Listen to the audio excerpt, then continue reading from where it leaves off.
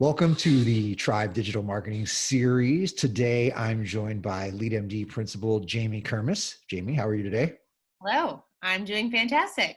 How are And you? I'm doing pretty well. I'm still holed up in my home office here, which is okay, getting used to it. I'm held up in my home office, which I am used to because I work from home. Right. So now I'm just living in your world. Yes, exactly. All right. Well, it's not a bad place to be. I just try to keep my kids out as much as possible.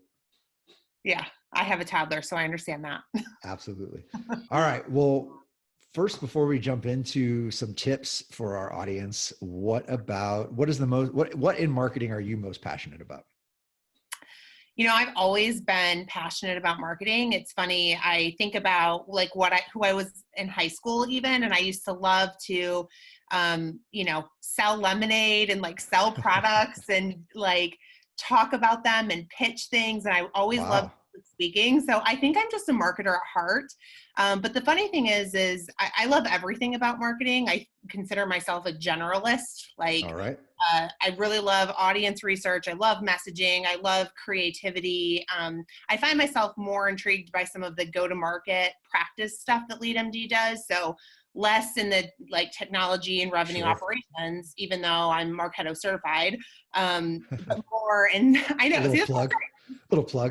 I love it all. I love it all. But I do find myself more on like just getting really into the go-to-market projects that I work on. So lots of like ICP stuff and audience research, persona messaging. That stuff is really fun to me. But I would say what I'm most passionate is actually teaching marketing. Okay. My goal to eventually be a professor. So, and I think that's why I like consulting, is because I get to work with people who are doing cool things and shape the way that they're doing those things and teach them things that I get to learn from all my awesome clients and consultants. So yeah, that's what I like the most. I love it. Wonderfully aspirational. Yes. Well, you mentioned a critical word there, creativity. And I think now with what a lot of folks in marketing are dealing with is the fact that their major events during our prime event seasons are shut down. Hmm. They aren't able to have face-to-face meetings with customers or prospects, which oftentimes, depending on what you sell and who you sell to, is a critical component of how you market and go to market. So people are looking for creativity. They're looking for ways to pivot into maybe more of a digital marketing world, and would love to look to you for what some of those ideas that you might have that people could use and latch onto in this time.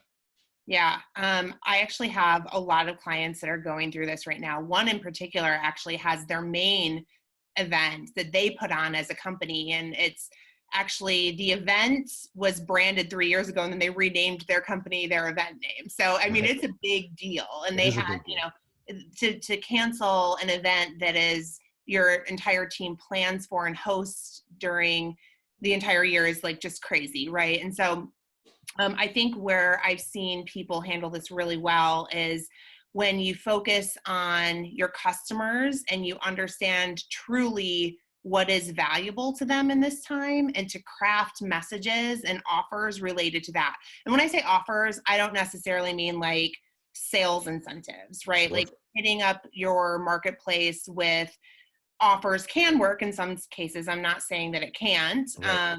if it's valuable to your customers. But I think that truly having an intimate understanding of, why are you in business and how is your audience affected by what's going on, and then crafting messages that resonate with your audience just to stay top of mind and create, like, kind of stand out from the crowd. I think Right. that's the biggest opportunity right now, is focus less. Obviously, you're always thinking about pipeline creation. You're always thinking Sure. about revenue creation. But I think it's also important to realize that we're all humans going through a lot of things right now. And so as much as what you want to really, close out the quarter strong, just remember that that deal is always there. And it can happen in 2 weeks. It doesn't have to happen this week. Sure. You mentioned the idea of offers and not specifically sales offers. What does that look like in your mind? Because I think that's an interesting concept. Yeah, so one of our clients was actually going to send out a very aggressive email recently, and we had a really good conversation with them around like why they shouldn't do that. Just because it came across as insensitive, in Okay. complete honesty. And so instead, what we're doing is using their product to sort of take a stance on what's going on and to kind of create just some positioning around how their customers could think about it in relation to their product too. Okay. So it's hard to go into like too much examples without, so let's just use this example.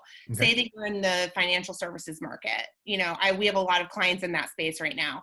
How can you create a webinar that would be valuable for your customers around how they should be thinking about the economy right now? Sure. How can you create a white paper? How can you even just create some talking points or even a customer letter just to ease their mind? I think everybody's creating a customer letter right now. So you just have to make sure that it's different and it provides value. Yeah. So offers that are fully addressing what's happening and providing some education around what people might be feeling that's centered around your core, right? Mm-hmm. Yeah. Exactly. Yeah, I like that a lot. I think a lot of people could take that and use that right now. And, you know, I get it. The blanket message, everybody's doing it. We've done it. You know, it's one of those things where you probably almost have to or feel compelled to, but what is that thing that you can differentiate and use your product or service as an offer in itself just to create that awareness? I think that's an interesting play.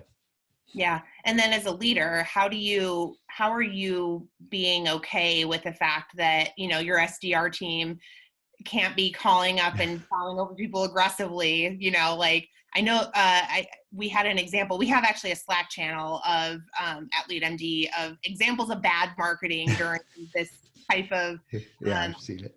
Yeah. So one of the examples was the BDR, and you know, I hate BDR bashing because like trying their best. It's a hard job. Yeah. It is a very hard job. And so I used to call and ask for donations when I was in college from, you know, alumni. So I've sort of done it. Sure. So, but, you know, following up and saying something like, I know there's a lot going on in the world, but I want to make sure that this product is top of mind for you. Like that is, you have to be careful on the messaging, you know, because it can come across as insensitive.